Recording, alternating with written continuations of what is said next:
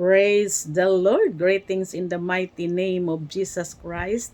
Good morning, everyone. Good morning, Pastor Bobby and Pastora Cynthia and Pastor Joel and Sister Lydia. And Pastor Plaza, kung mayroon na nakikinig siya ngayon, so good morning.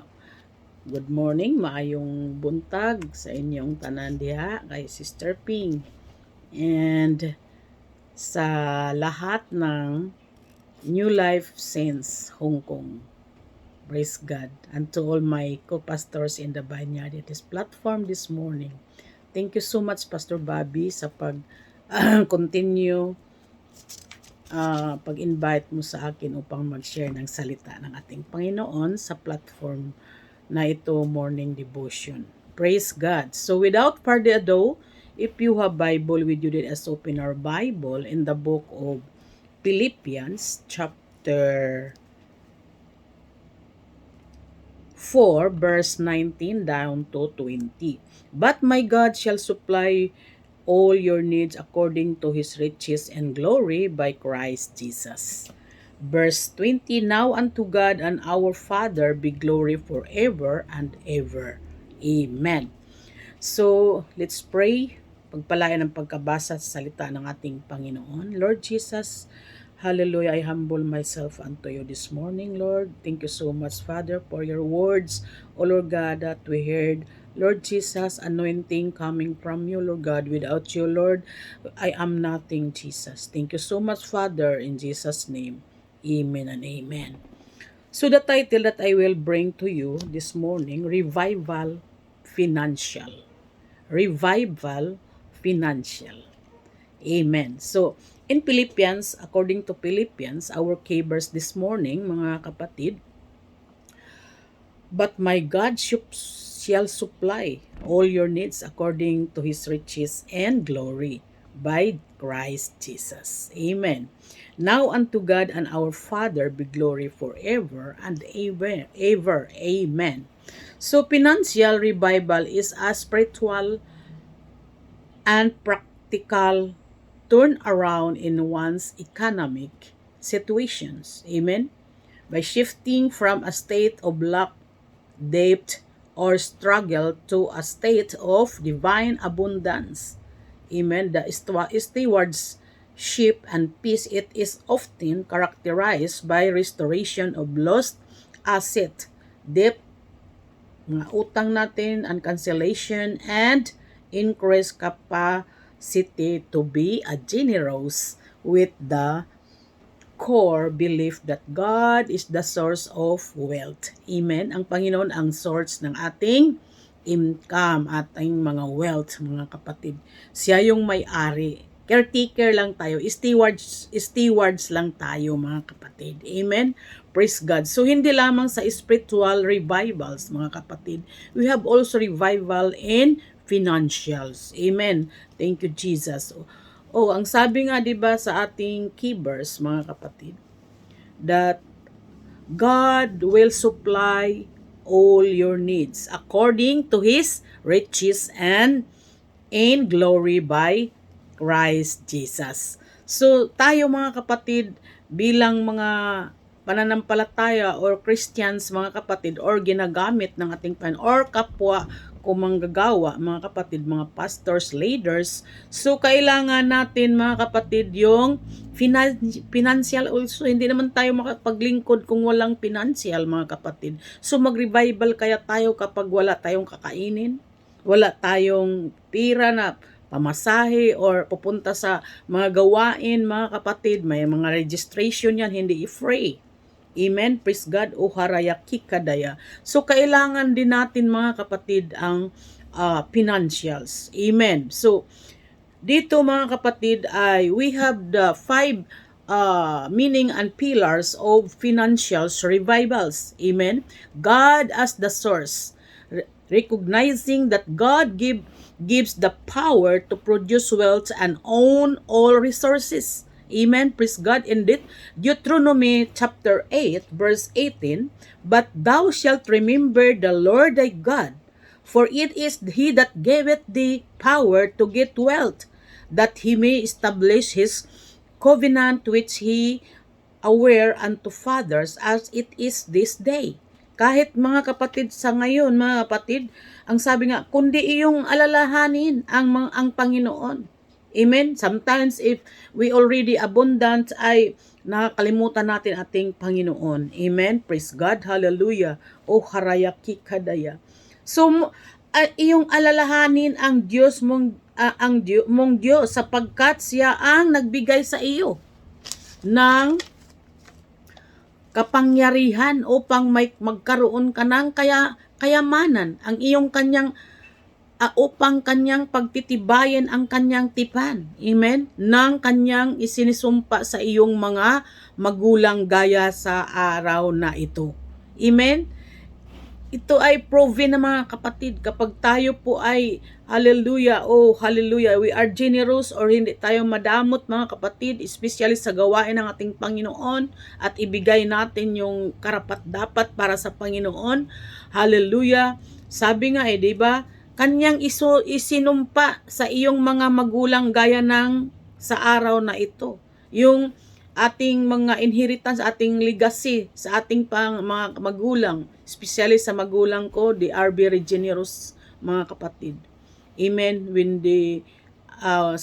noong naglilingkod sa ating mga buhay pa sila mga kapatid, nakikita ko yung kanilang generosity. Amen. Especially sa mga lingkod ng ating payong kapag dumalaw sa bahay mga kapatid, talagang pinapakain nila at hindi magkaunggaga yung aking mama mga kapatid, aking nanay sa intindi or sa pagluluto, paghahanda ng mga kakain sa mga lingkod ng ating Panginoon. Praise God. Hallelujah. So number 2, repentance and order. Turning from the mismanagement or sinful habit and ordering one's heart toward God. Amen. First, not money. Amen. Hallelujah. Ang sabi ng Matthew chapter 6 verse 33, but seek ye first the kingdom of God and his righteousness, and all these things shall be added unto you. Amen. Hindi naman tayo mga kapatid pababayaan ng ating Panginoon. Basta unahin lamang natin siya. But seek first the kingdom of God. Amen. And his righteousness, and all these things shall be added unto you, unto me. Amen. Diba? Datapot mga kapatid, hanapin muna ninyo ang kanyang kaharian at ang kanyang katuwiran, at ang lahat ng bagay na ito ay pawang idaragdag lamang sa inyo, sa atin. Amen? Praise God. Oh, hallelujah. Thank you, Jesus. Praise God. Kapag tayo po'y generous, mga kapatid, tayo po ay hindi po pababayaan ng ating Panginoon. So, number 3, restoration of lost years. Ito mga kapatid, a season where God restores finances lost through bad investment fully or demonic attack. Tayo sometimes mga kapatid, hindi tayo, pag may pira na tayo, mayroon tayong blessings, hindi na natin alam, hindi na tayo magkaunggaga kung ano ang ating bibilhin, hindi muna natin inuna yung para sa Panginoon mga kapatid. That's why, amen, restoration of lost years, yung ating mga nakaraan na araw mga kapatid. Amen. A season where God restores finances. Kapag ni-restores na ng Panginoon ang mga resources or finances mga kapatid, ay sometimes nakakalimutan natin ang para sa Panginoon. Amen. Ay na pa natin yung bili ako nito, bili mo ako noon, bili mo ako nito. Diba hindi magkaunggaga kung ano ang bibilhin, but nakakalimutan yung para sa Panginoon. Hallelujah. That's why mga kapatid ay mawawala rin na parang bula lamang, parang hangin lang na dumaan. Kasi hindi natin inilagay sa maayos. Amen, nakalalagyan. And I will restore to you the years that the locust hath eaten, the canker worm, and the caterpillar, and the palmer worm, and my great army which ascent among you. Amen, mga kapatid.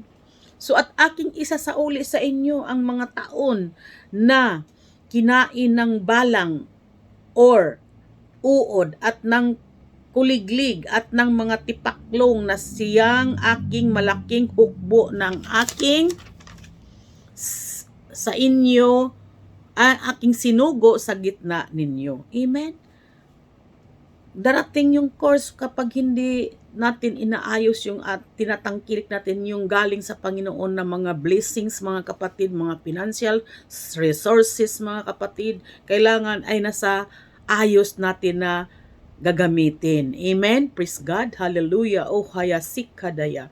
So, number 4, generosity as a catalyst breaking the spirit of greedy or fear of lack by giving which activate divine increase. Amen, mga kapatid. So, yung ating generosity, kailangan ay manatili yan, mga kapatid, so that i-increase tayo yung ating mga finances, ating mga resources, mga kapatid. Ang sabi dito sa Luke chapter 6 verse 38, this is a very familiar verse in the Bible. Give and it shall be given unto you, good measure, pressed down and shake it together, amen, and running over shall men give into your bosom.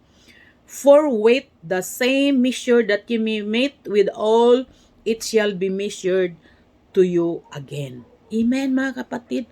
Hallelujah.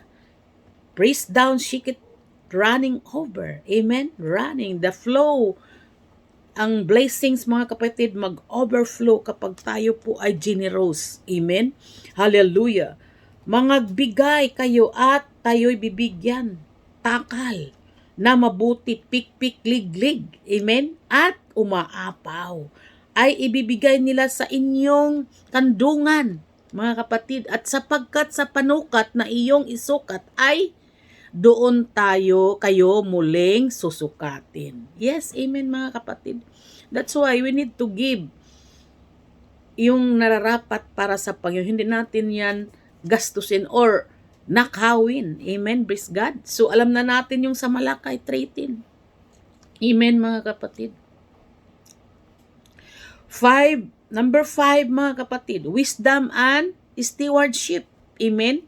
Dapat ay pagkatiwalaan tayo sa maliit na bagay, pagkatiwalaan din tayo sa malaking bagay. Amen? Ang sabi, applying diligence in work and wisdom in spending. Kailangan mayroon tayong wisdom sa pag-spend. Amen? Ng mga financials na nasa atin, mga kapatid, na binigay ng ating Panginoon, mga blessings. Amen? In Proverbs chapter 13 verse 11, wealth gotten by vanity shall be demise. Amen?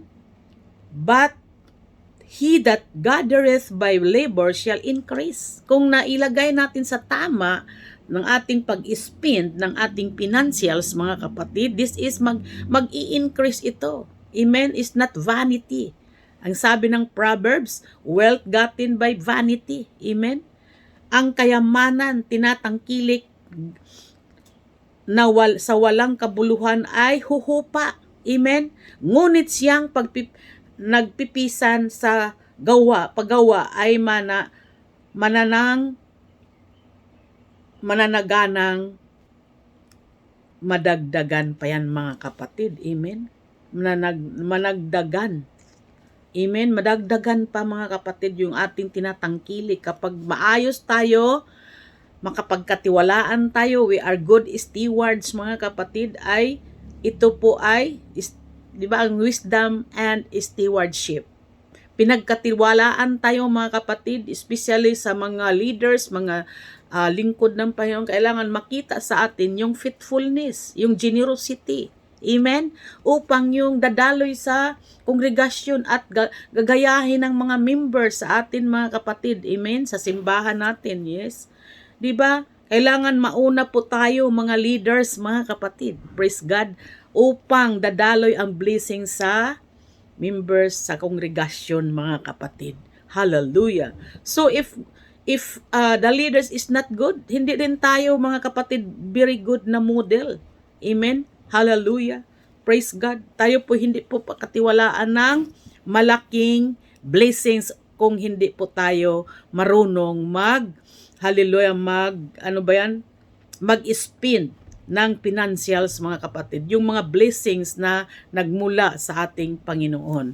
Praise God. We are only caretaker, mga kapatid. Amen? Sa ating mga tinangtangkilik, ito ay lahat ng bagay, ito ay ang may-ari, ay ang ating Panginoon. We only caretaker, mga kapatid. Praise God. O harayaki kadaya. So, di ba mga kapatid, dito sa amin, dito sa section 1, dito sa Nueva Ecija, mayroon kaming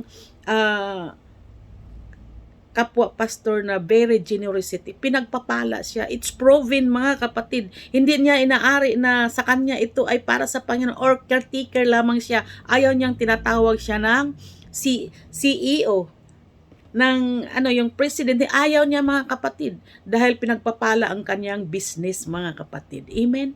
Praise God. O harayaki kadaya. Ito po'y malaking blessing sa amin dito, mga kapatid. Pinagpapala talaga, nakikita niya dahil dito noon ay mahirap lamang sila.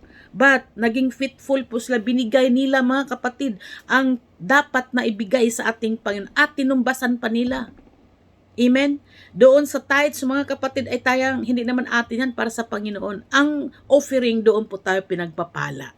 Yes, mga kapatid, kung ano yung tithes, pinagtatapatan din nila sa offering. Kaya biniblessing, overflowing yung blessings, mga kapatid. Kitang-kita namin yan. Kasi siya po ay matulungin. Generosity siya, mga kapatid.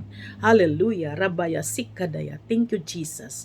Diba, pinagpapala, mga kapatid, kapag hindi po natin ginagalaw yung para sa Panginoon at yung faithfulness natin ay magpatuloy yung ating pagka-generosity, mga kapatid. I just want to encourage us, mga kapatid. Amen. Hallelujah. Diba, mga kapatid, ay ang sabi ng Malakay, ibubuhos niya. Hindi, walang sukat kalalagyan, mga kapatid. Amen. Praise God. I just want to encourage us. We need to be faithful in givings. While we are waiting for God's coming, mga kapatid, we need to be faithful sa ating paglilingkod sa ating Panginoon. Maging tapat po tayo because we are living in the last days, mga kapatid. Amen. Hallelujah. Raya sikaya. I feel the presence of God this morning, mga kapatid. So God bless us all.